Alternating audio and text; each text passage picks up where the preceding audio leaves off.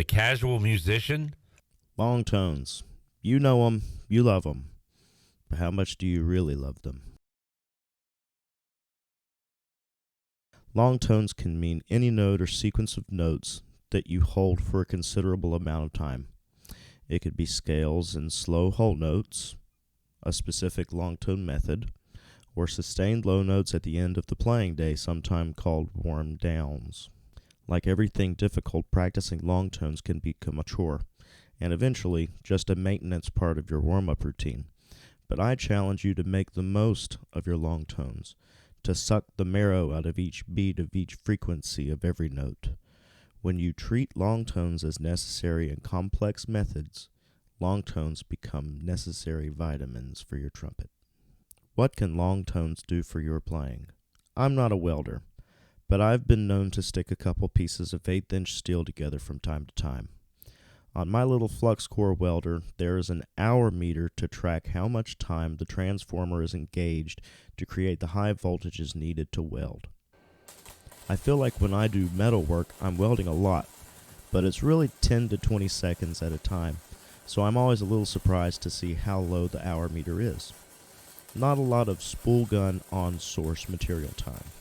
Sure, I spent an hour getting my protective gear on, measuring twice, refitting, remeasuring, refitting, grinding, cutting, and brushing materials, but there's very little experience of under-the-hood welding work. It's all important to welding, but it's not the same. It's a similar circumstance with long tones. If you play the B-flat concert scale in half or whole notes, that might take 30 to 45 seconds at the most. Not a lot of horn on face time. We spend a lot of time getting things ready to practice. Get the horn out, oil the valves, get the sheet music out, get some water, set the metronome, play long tones. Now rest. A lot of time happened there about trumpet, but not on trumpet. When the professionals talk about long tones, they really mean long tones. I recently re-explored the Laurie Frank Magic Notes method, which we'll discuss a little later, and really looked at the advanced length long tone patterns. After I played my first round of 3 or 4 rebounds, I felt a distinct sensation around my aperture. After resting for a while, I played again, and my response sound was brilliant. My lips had a firm establishment of what each note felt like to produce, and each tone sounded clearly. Long tones are a safer way to get horn on face time without getting overtired and to really get to know what it feels like to produce a pure sound.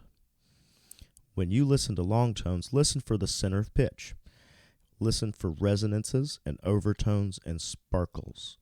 You can hear and feel these resonances. I feel the air move differently in my mouth when my tongue has shifted. I can hear little tinkles all around the room from where other things are vibrating at the same or relative frequencies. Also listen for imperfections, wiggles, or bumps in your sound. This could be an airstream issue where you're not pushing the stream forward. Not sure if you can hear these things when you play? Record yourself, even if it's just with your phone. Recordings never lie. There are many types of long tones. Let's see how many I can think of.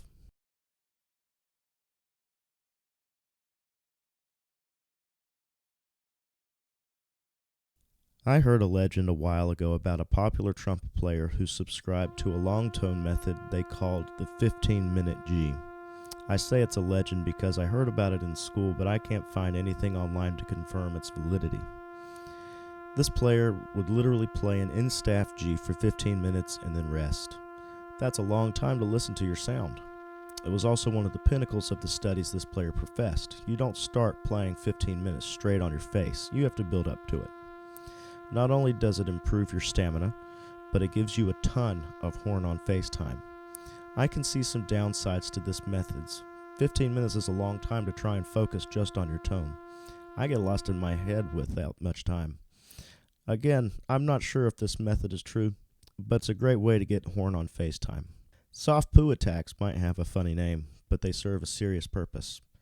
I think one of the hardest things about trumpet playing and any music instrument for that matter, is the use of methods into performance. The transfer of methodology into execution is difficult. That's part of why there are virtually limitless methods. They're trying to get you ready to play anything on the trumpet, and there's so much that can be played in so many different ways.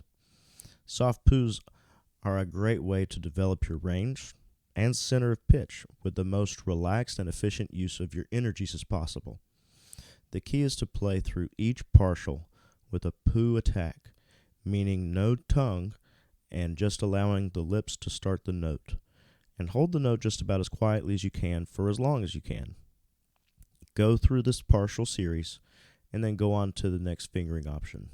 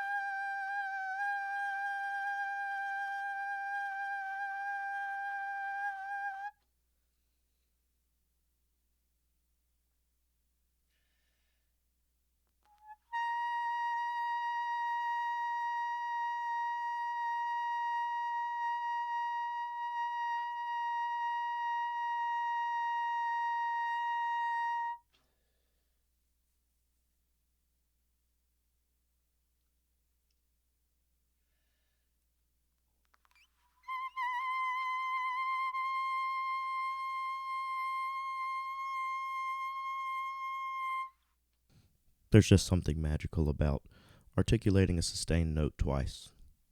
Maybe the interrupted airstream causes the lips to flex or adjust just enough to form the sweet spot where resonance makes its home. Whatever it is, this pattern of long tones might just be the best I've ever found. When you play long enough, especially during your first few tries, you'll get to a point where your lips just stop vibrating, and that's fine. Take the rest. I think a lot of players, including myself, neglect the method sequences and patterns once the core pattern is learned. We learn the concept of what the method is and play it a lot, but we don't go on to the advanced passages. When playing the advanced 6 magic notes, you start on the highest partial you normally would. Play through that sequence, then jump down an octave. For instance, if you were starting on G, you play up to the end staff C. The next sequence starts on middle C. an octave beneath your last C. Then it goes through the next open note, low G. Once you play through to middle C again, the sequence is done. You can start this passage with the in-staff C sequence or the on-staff G. The most important thing that Laurie Frink stresses in her book Flexus is to keep your lips on the mouthpiece when taking breaths during these exercises.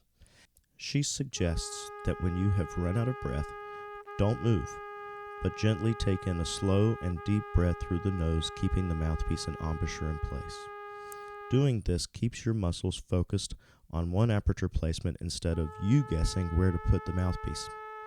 Once you've played this way for a while, you might notice a more defined place where everything feels great when you play there. We are focusing the muscles and the aperture for more efficient use of our resources, i.e., our air and energy from muscles.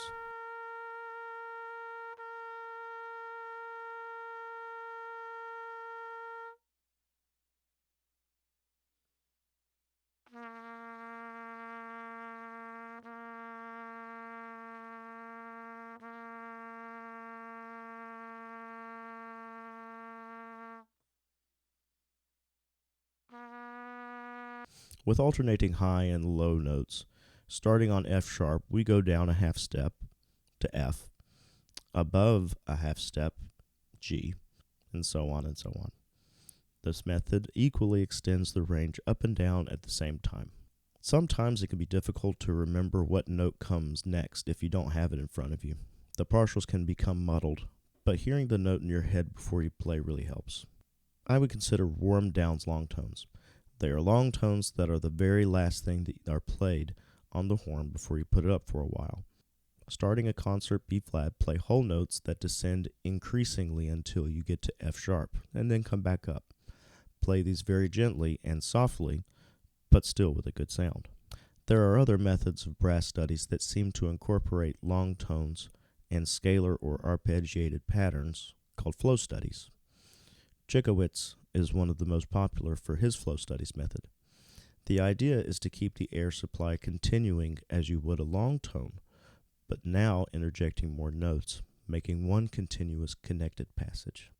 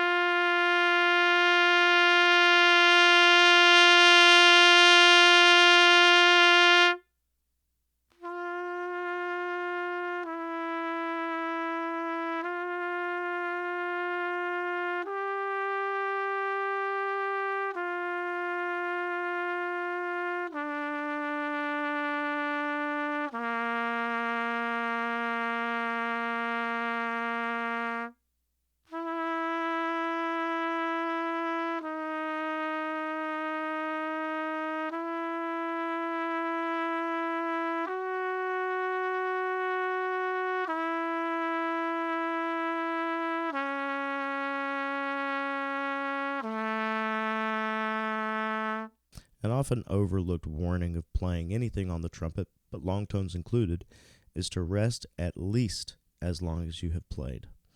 Let the muscles rest and let the blood flow return. When you play tired, you risk compensating tired primary muscles by straining with accessory muscles, causing the tone to deteriorate and even lose intonation. I'm a big hockey fan, specifically of the Carolina Hurricanes. I've noticed when players take longer shifts than they're supposed to and are playing tired, they are at much higher risk of getting hurt. They feel comfortable taking those little energy risks in certain situations, but when they lack the mental and physical energy to complete the action in such a fast-paced and sometimes violent sport, the danger of injury increases. The same thing can occur with trumpet. I've overstressed my lips a few times, and it's frustrating. Usually it happens in marching band or pep band when methods go out the window and everybody just plays as loud as they can. This can cause your lips to become inflamed, muscles to strain, and can limit your range and tone quality. My welding machine has something called a duty cycle. It's not a heavy-duty machine, and it's only used for small jobs and hobbyists. Because of this, its duty cycle, or how long you can run the machine without it getting too hot, is 30%. Meaning for every 3 minutes you're welding, you have to let the machine rest for 7 minutes. Anything longer than that, it'll increase the risk of damaging the transformer in the welder, which ain't cheap. Likewise, it can take a long time to recover from an injury, so a little prevention, like proper warm-ups and resting as long as you play, can do a lot for your longevity. I would recommend trumpet players to optimize their duty cycle somewhere around 50%. I'm sure there are hundreds, if not thousands, of long-tone methods I haven't talked about, but I don't think anyone could possibly document all the long-tone possibilities there are. What's important is that all the information discussed here is still applicable to all long tones. I think the too long don't read takeaway are these concepts.